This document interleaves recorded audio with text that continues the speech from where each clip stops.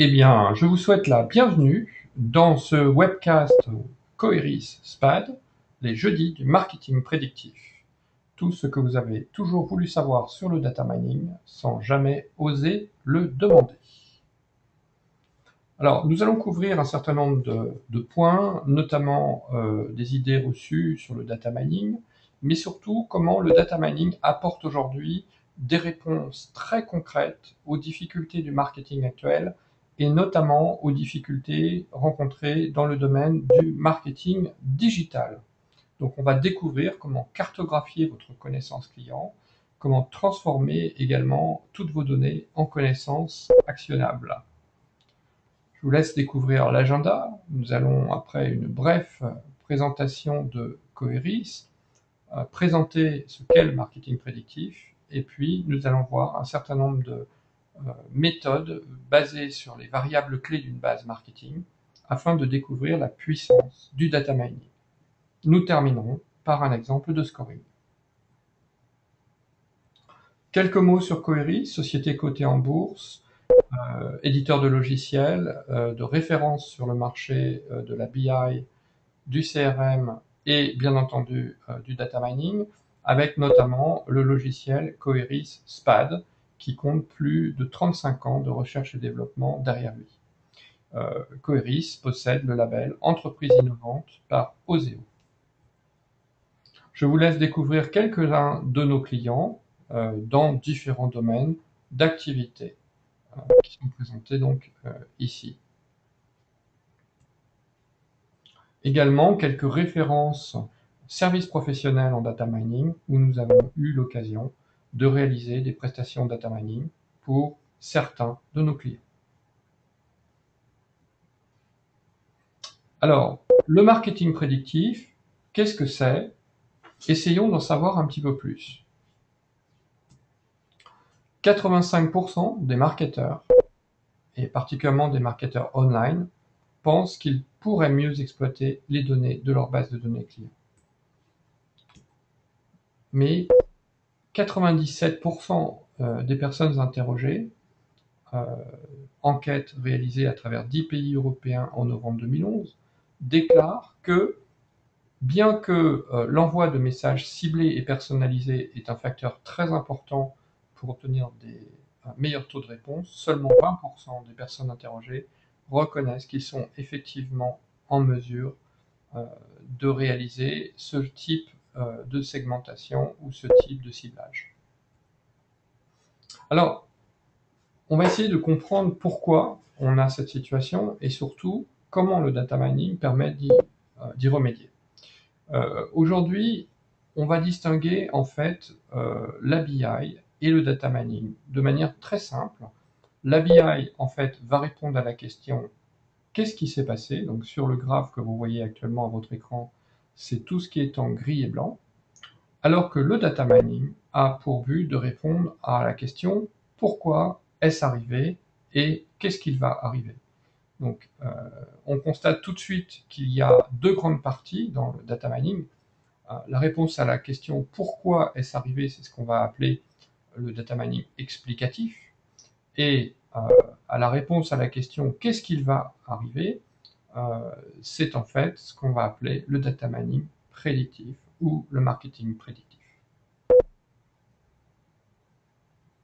Alors, quelques idées reçues sur le data mining. Je vous propose de faire avec nous ce rapide quiz.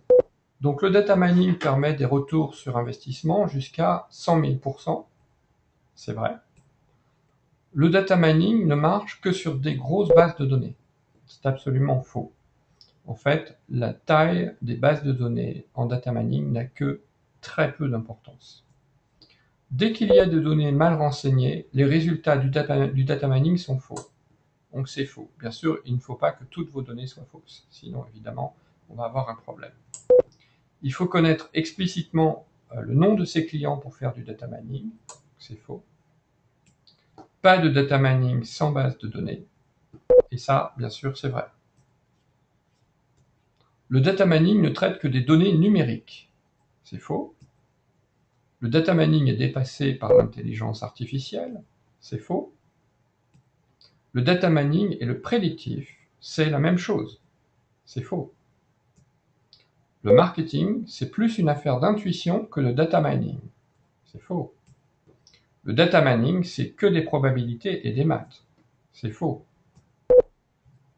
Le data mining permet d'améliorer la qualité des données. C'est vrai. Le data mining permet de rendre les données clients actionnables. C'est tout à fait vrai.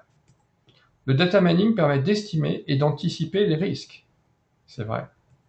Le data mining est intrusif dans la vie privée des gens. C'est faux. En fait, le data mining ne traite que des comportements de groupes d'individus et donc protège au contraire la vie privée de chaque individu dans le groupe. Le data mining permet de rendre les décisions plus faciles à prendre, c'est vrai.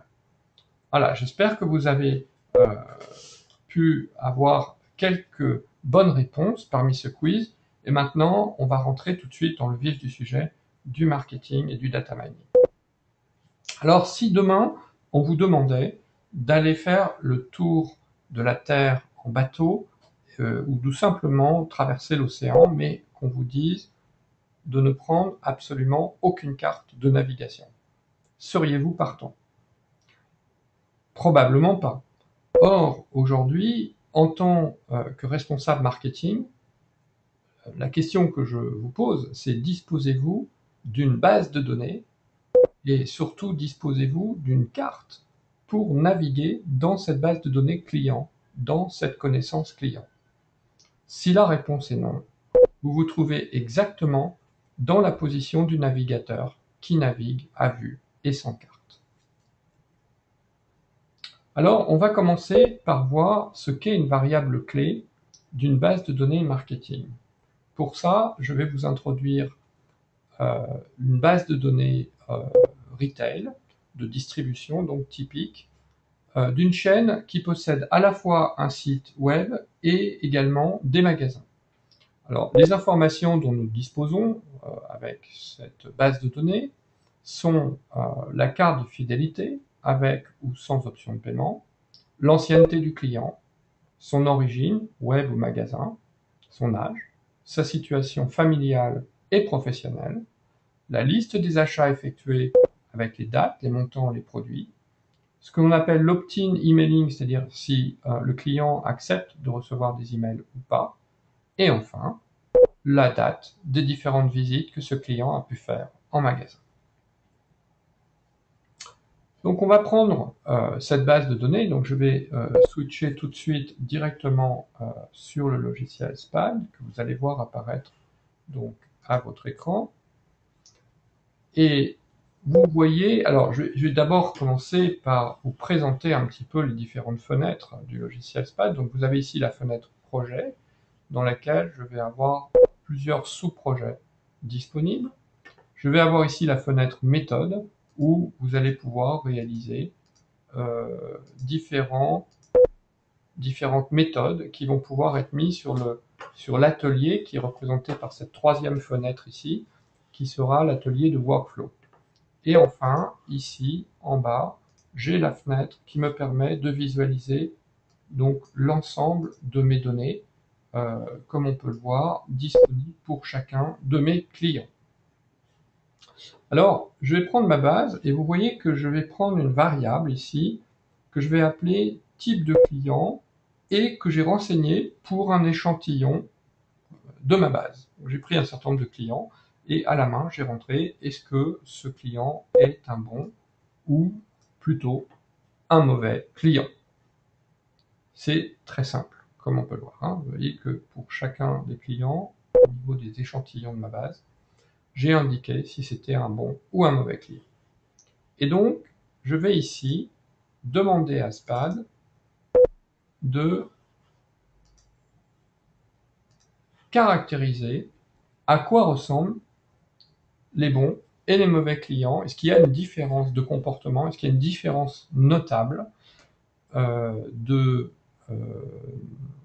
renseignements sur les bons et sur les mauvais clients? Ceci de façon à comprendre qu'est-ce qui peut différencier un bon et un mauvais client. Toutes les autres variables sont des variables qu'on dit des variables en fait caractérisantes ou des variables, éventuellement on appellera ça plus tard des variables prédictives. Vous voyez qu'on a deux types de variables, de variables comme l'âge, qui sont des types de variables numériques, ou des variables, et il y en a beaucoup plus dans cette base, dites qualitatives ou nominales, qui prennent en fait un nombre limité de valeurs, comme par exemple la profession de client, la carte de fidélité, ou ce genre de choses. Voilà. Donc là, je vais tout simplement faire tourner cette méthode et je vais afficher les résultats sous forme de sortie graphique en gardant les résultats principaux uniquement, et j'obtiens donc ce type de graphe. Donc, qu'est-ce que ce type de graphe nous indique?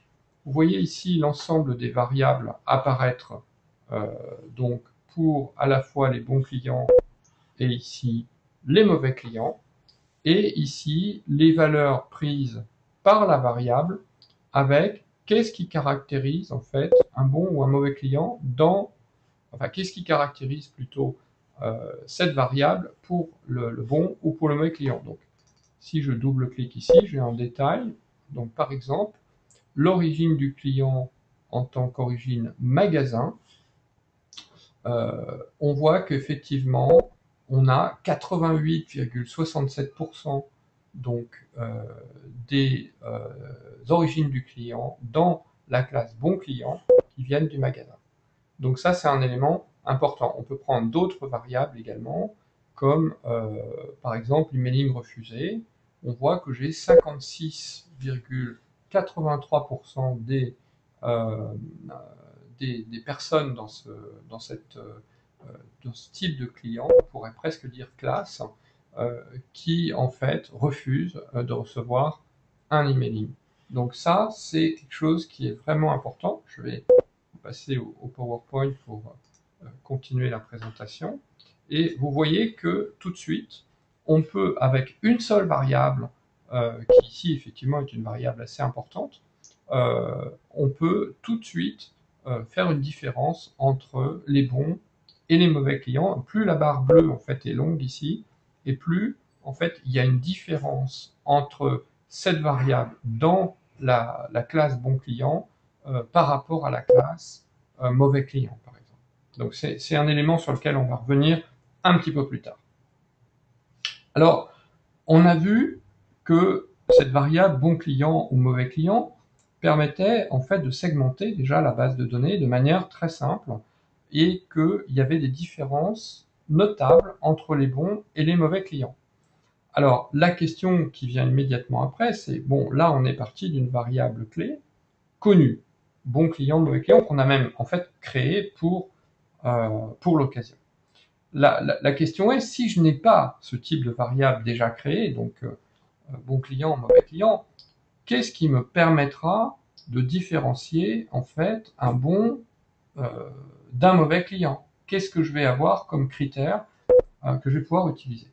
Et donc, on va toujours faire usage de notre même base de données, et on va utiliser en fait ce que l'on appelle un arbre de segmentation. Donc je vais partir de ma base de données complète, donc elle va correspondre, vous voyez ici, une barre noire avec le chiffre 100% en face. On va partir de 100% de la base de données, et je vais demander à SPAD de faire l'exercice suivant. Je vais lui demander de couper ma base en deux parties, en utilisant, donc non plus cette fois-ci, une seule variable bon ou mauvais client en tant que résultat, mais de prendre l'ensemble des variables de ma base, de trouver en fait deux groupes dans lesquels le comportement de mes clients sur l'ensemble des variables est le plus homogène possible à l'intérieur du groupe. Et je veux également que le comportement de mes clients soit le plus différent possible entre les deux groupes. C'est-à-dire d'un groupe à l'autre, je veux le maximum de différence possible.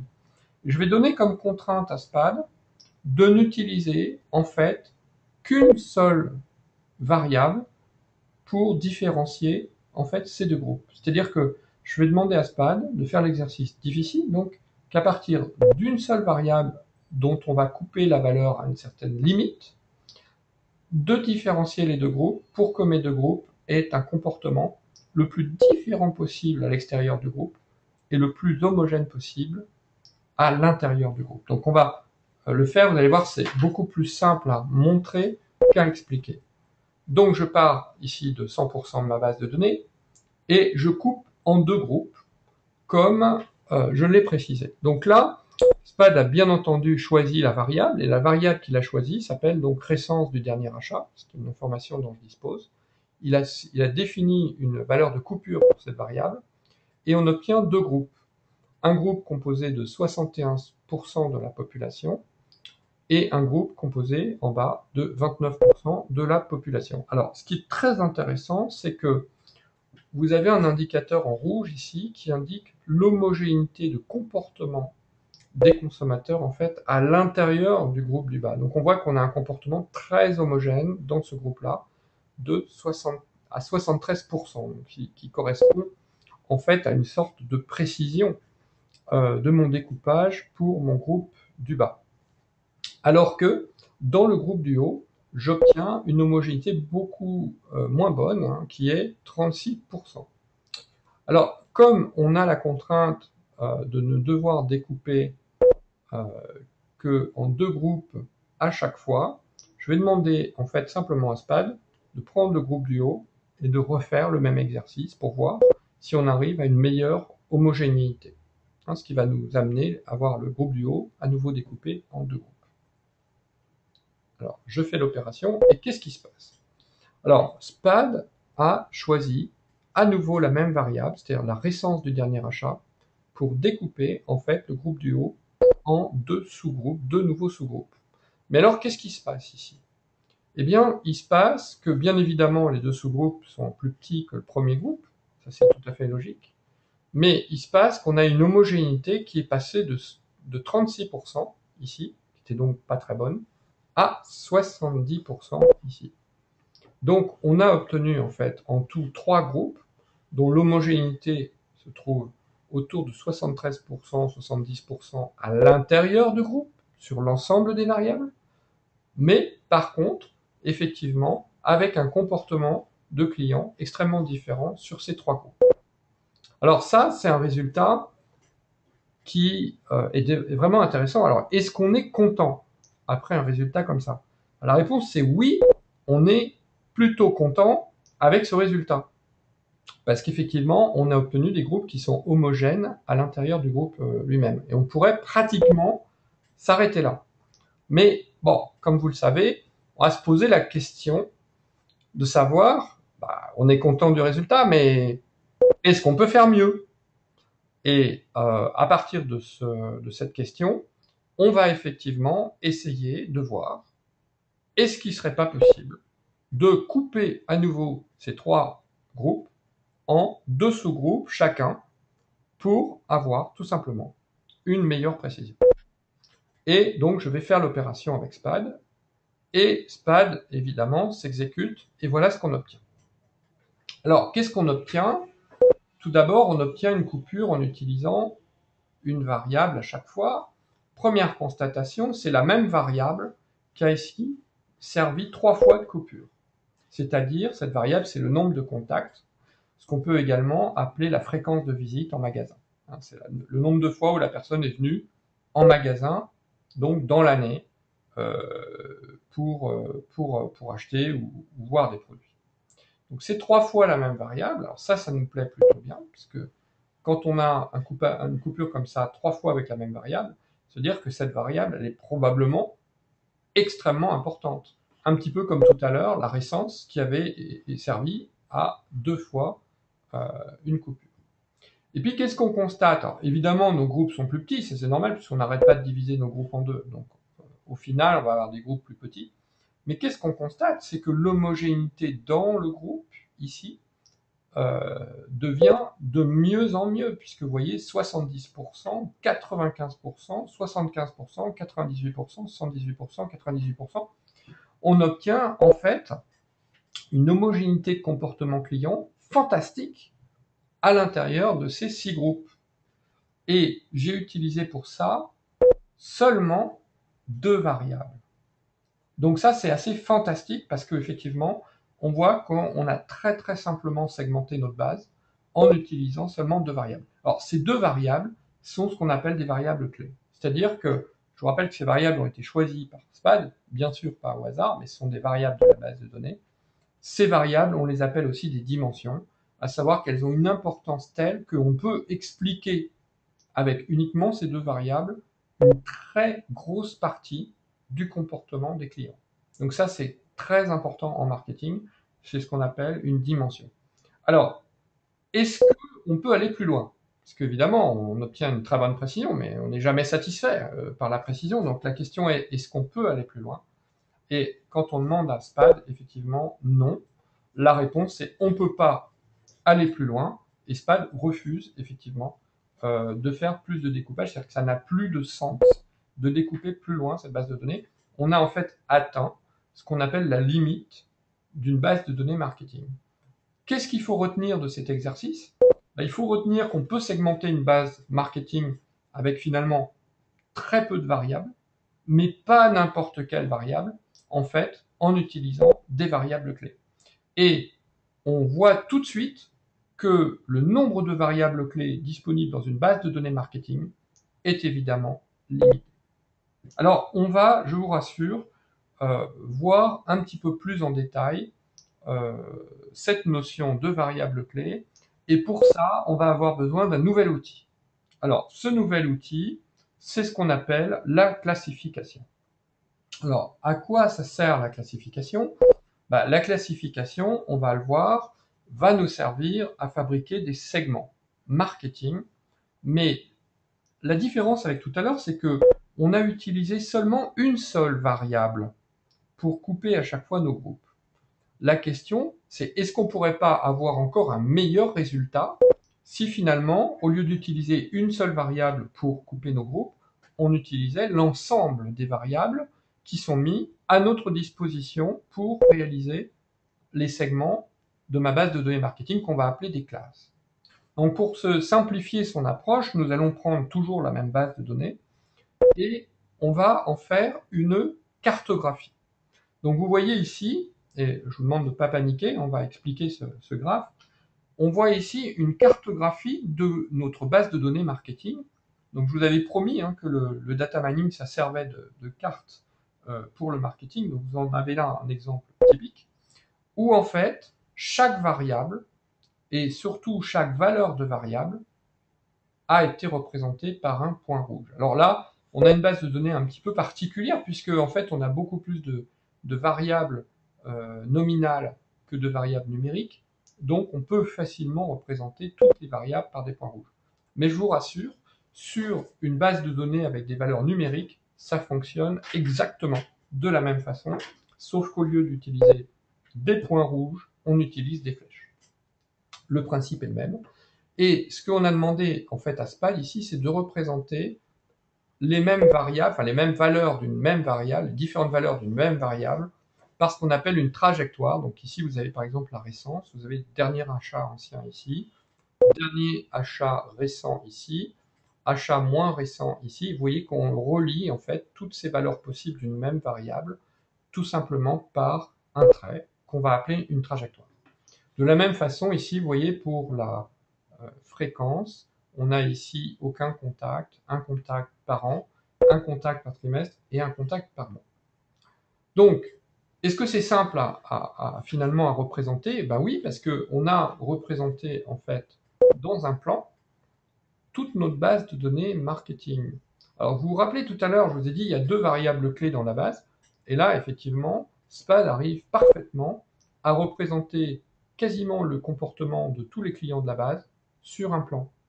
Donc, ce qui nous confirme que nous avons bien 2 dimensions dans cette base de données. D'ailleurs, on peut tracer les axes qui vont nous servir de repère.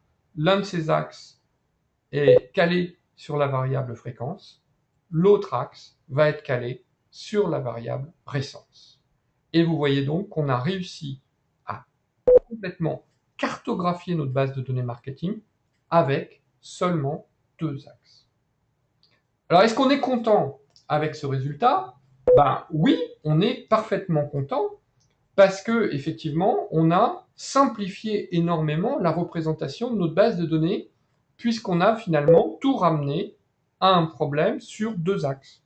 Alors, cette base de données, elle a deux axes. Bien évidemment, toutes les bases de données se retrouvent avec un certain nombre de données d'axes.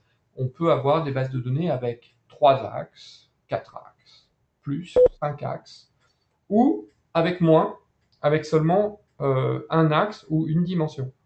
Donc on voit que ça, cette notion de dimension, c'est quelque chose de fondamental en marketing, c'est que chaque base de données marketing a un certain nombre de dimensions.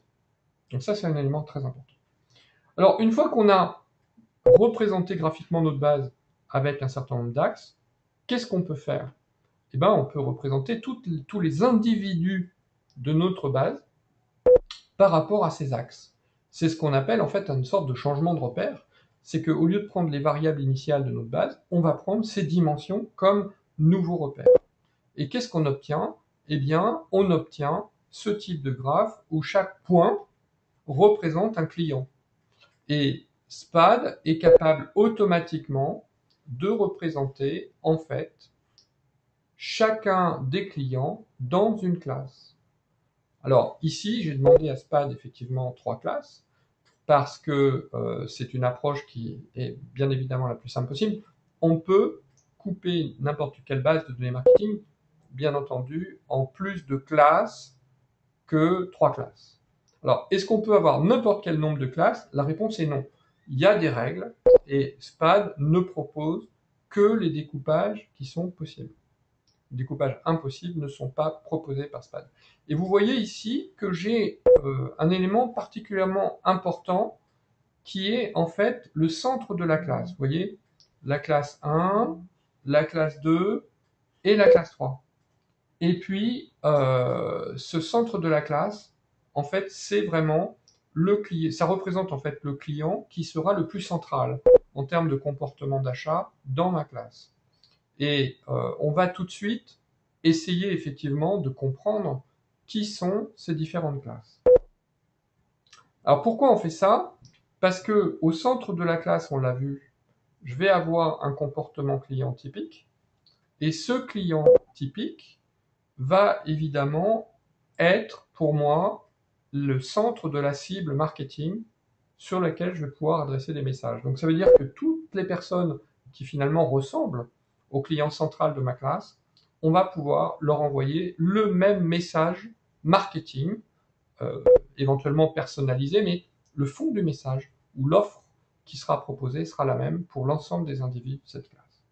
Alors si on revient ici à ma classe, je vais vous montrer ça directement dans le logiciel pour que vous puissiez voir effectivement comment ça fonctionne. Donc là, je vais fermer ça. Et je vais ici, vous voyez, demander en fait à SPAD directement donc l'interprétation. Donc vous voyez que là, SPAD me propose une classification en 3, 8 ou 10 classes. Vous voyez que tout n'est pas possible. On peut donner des souhaits en nombre de classes, on peut donner des limites, des préférences, mais c'est SPAD qui dit ce qui est possible de faire en termes de partitionnement de la base. Et donc là, j'ai 3 classes, et voilà donc mes 3 classes. Alors, comment SPAD représente ça? Donc vous vous rappelez, tout à l'heure, on avait divisé nos bons clients et nos mauvais clients, et on avait regardé leurs caractéristiques. Bah, là, c'est un petit peu la même chose, sauf que, en fait, ça sert sur nos 3 classes. Donc, si je double-clique ici, comment j'interprète ça? Ben, par exemple, dans ma classe 1, j'ai des bons clients à 86,22% dans ma classe, alors qu'ils sont seulement 50,64% à l'extérieur de ma classe.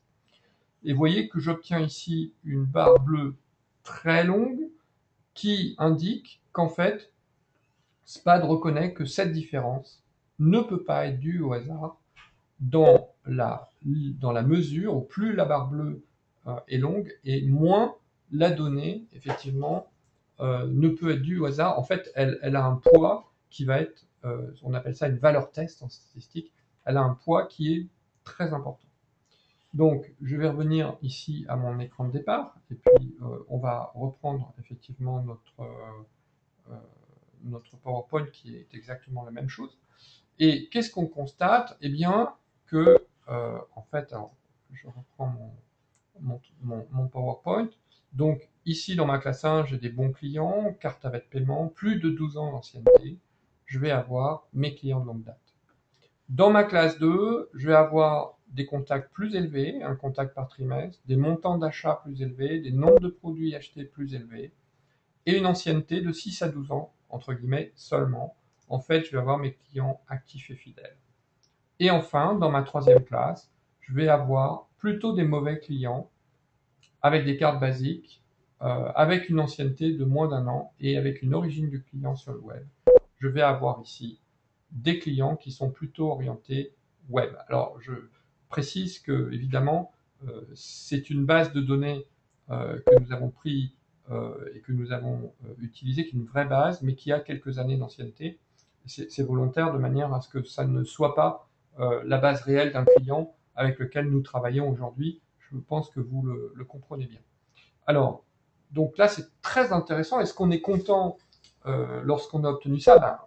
Oui, en fait, on est très content. C'est un résultat en fait fantastique parce que on peut construire 3 véritables messages marketing qui vont être des messages marketing pertinents pour chacun de ces classes-là. Et donc, bien évidemment, on va pouvoir avoir un taux de réponse sur nos campagnes marketing qui va être bien meilleur à partir du moment où effectivement on aura su cibler parfaitement chaque classe avec le bon message, mais on va voir qu'en plus cette segmentation, cette classification va nous aider après pour avoir de meilleurs résultats également sur les retours de notre campagne.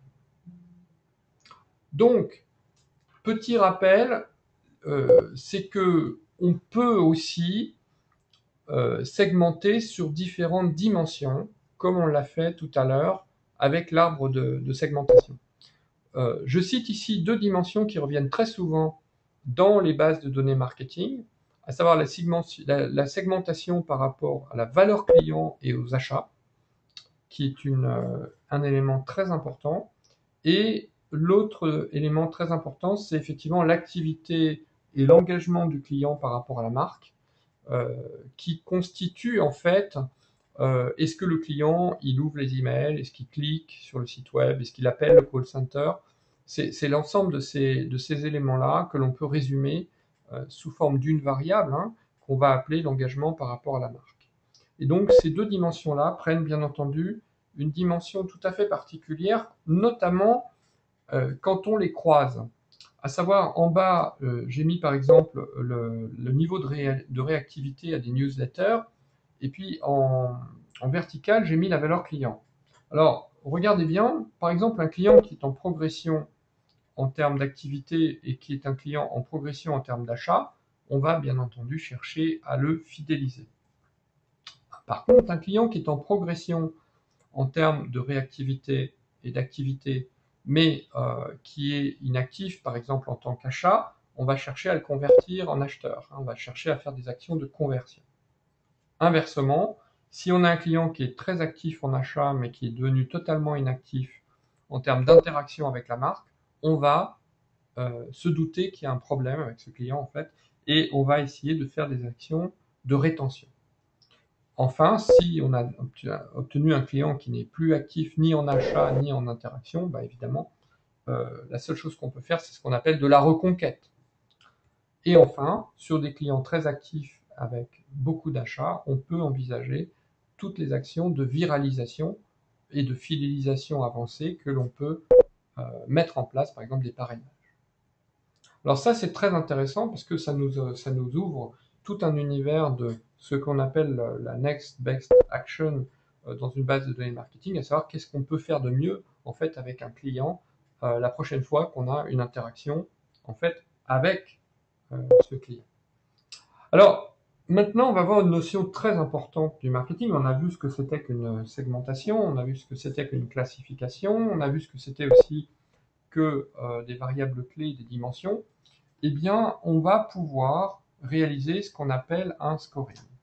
Alors, comment ça marche? À quoi ça sert un scoring? Pour ça, je vais reprendre le logiciel SPAD, je vais fermer le graphique de tout à l'heure.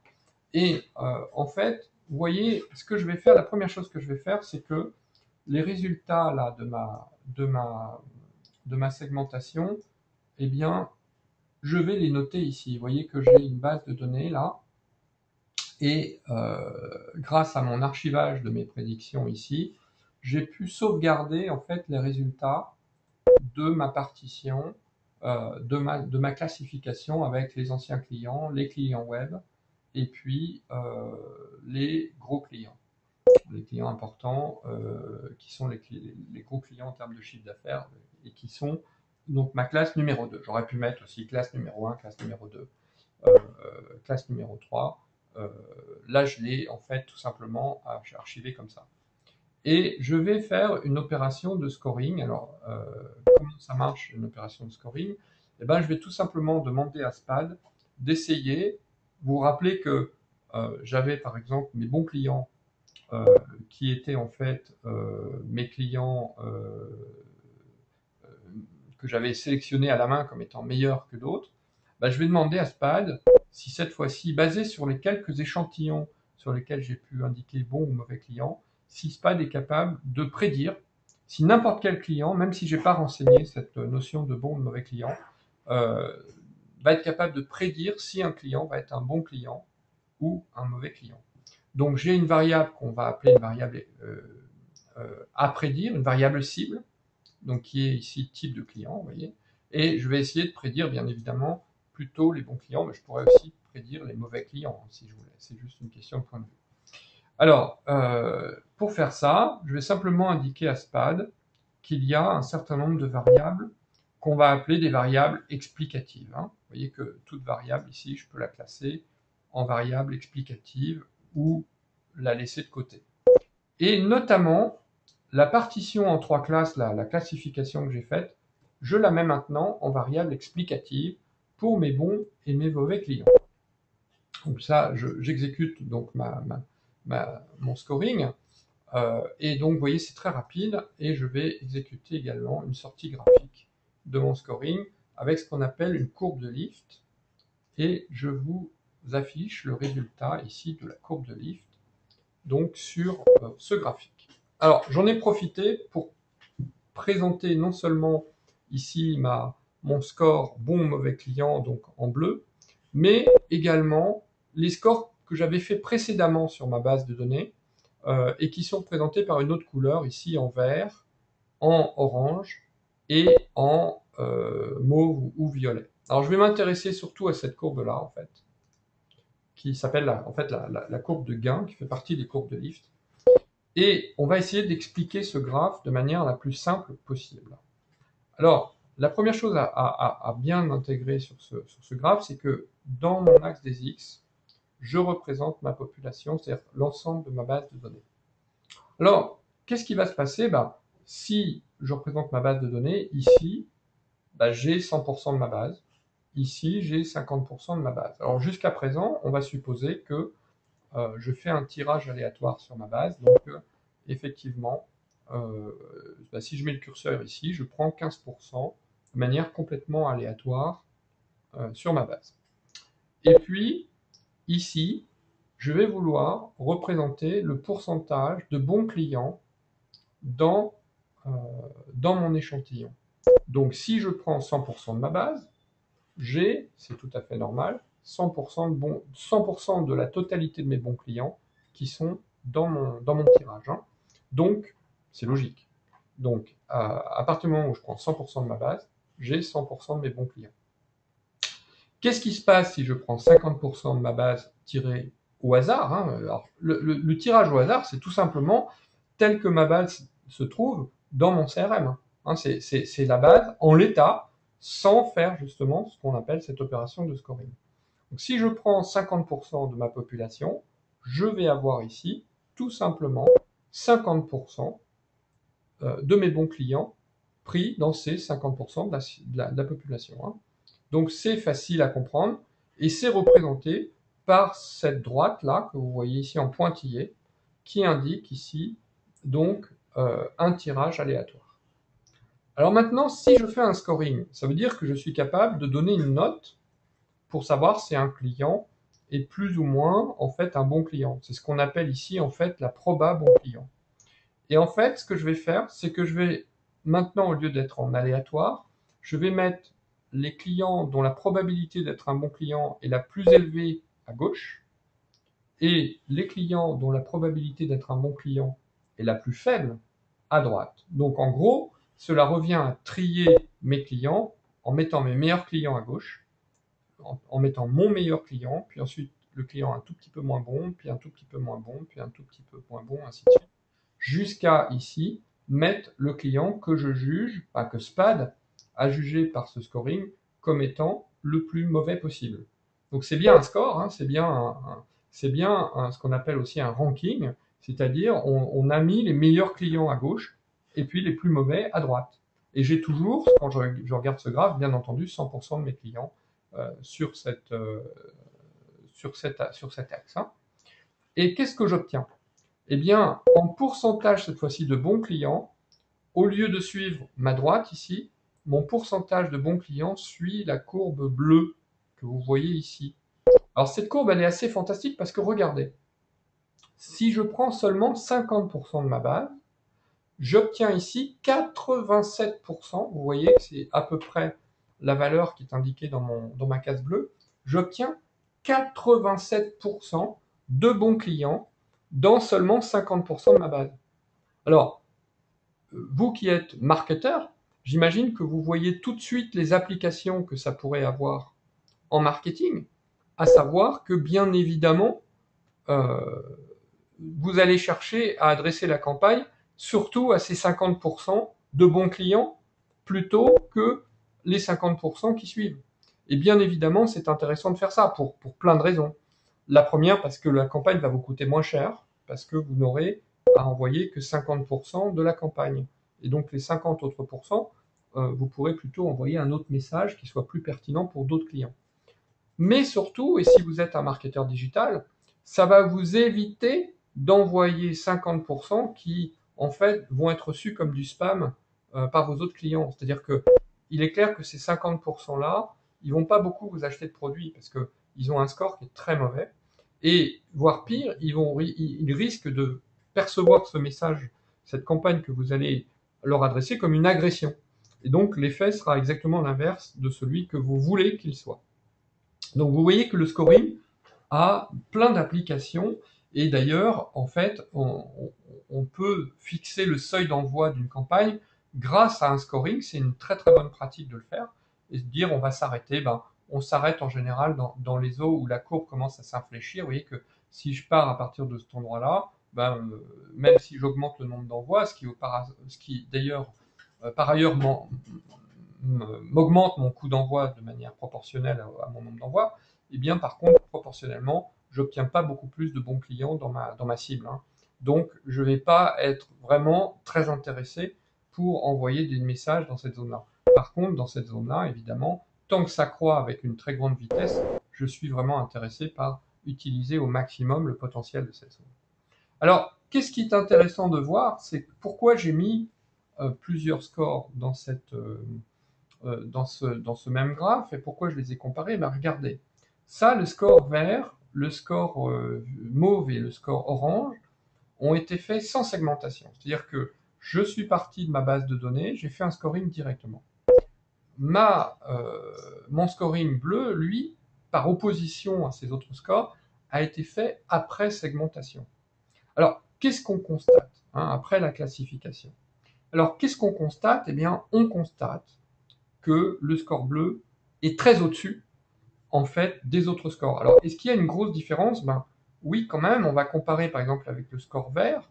Ici, pour 45% de ma base, vous voyez, avec le score vert, je suis à 62% de mes bons clients, alors qu'avec le score bleu, je suis à 81% de mes bons clients. Donc, j'ai pratiquement 20% d'écart dans le résultat. Ce qui montre en fait un élément clé, c'est qu'il faudrait toujours faire une classification, une typologie, hein, c'est l'autre mot pour classification, il faudrait toujours faire une classification avant de se lancer dans une opération de scoring. Et en fait, c'est une règle générale en data mining, c'est qu'il faut toujours faire du descriptif ou de l'explicatif avant de faire du prédictif. Ça paraît logique, mais effectivement, là, vous en avez la preuve sous les yeux, c'est que si vous ne faites pas d'explicatif, vous allez obtenir néanmoins un résultat qui ne sera pas nul, mais qui sera bon à 60%, alors que si vous faites de l'explicatif d'abord, vous obtiendrez un bien meilleur résultat à 20% d'écart quand même, hein.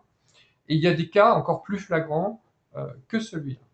Donc, j'espère que effectivement maintenant euh, que nous avons fait cette fantastique opération donc de scoring, hein, le scoring n'a donc pratiquement plus de secret pour vous. Alors, on arrive à la fin de ce webcast, et donc ce que je vais faire, c'est que je vais quand même vous permettre de résumer un petit peu ce qu'on a vu. Donc, on a vu ce que c'est qu'une variable clé et qu'elle est associée en général à la notion de dimension. On a vu ce que c'était qu'un arbre de segmentation pour trouver ces variables. On a fait une cartographie de la base avec ce qu'on appelle une analyse des composantes multiples. Le terme technique n'est pas très important, mais on a fait une cartographie suivie d'une classification qui, comme vous avez pu le voir, non seulement explique le comportement des clients, permet de fabriquer les messages marketing, mais permet aussi de poser les fondations sur le prédictif que nous allons faire après. Et enfin, on a fait un exemple de scoring où nous avons carrément créé une variable clé, puisqu'on a créé la probabilité pour qu'un client soit un bon client ou pas, et ce, même si on n'avait pas l'information pour la totalité de la base. Et on a vu qu'on a utilisé deux types de variables, les variables dites quantitatives, qui sont des nombres, et les variables dites qualitatives, donc qui sont des valeurs discrètes. Alors, nous arrivons donc à la fin de ce webcast. Je vous remercie vivement pour le temps que vous y avez consacré. Je vous invite à retrouver notre dossier marketing prédictif sur www.smarterlinks.com et surtout, n'hésitez pas à revenir vers nous. Vous pouvez m'envoyer un email dgaultier@coeris.eu. Vous pouvez envoyer des questions par email et nous tâcherons bien entendu d'y répondre. Donc c'était évidemment une séance d'introduction, un webcast les jeudis du marketing prédictif. Nous utilisons aussi de temps en temps le webcast pour faire ce qu'on appelle les mardis du data mining, à savoir on présente une technique de data mining pour d'autres usages que le marketing, donc par exemple pour la recherche et développement, pour l'analyse qualité, pour l'optimisation de process. Il y a énormément d'applications du data mining aujourd'hui qui sont possibles, et notamment avec Coeris SPAD.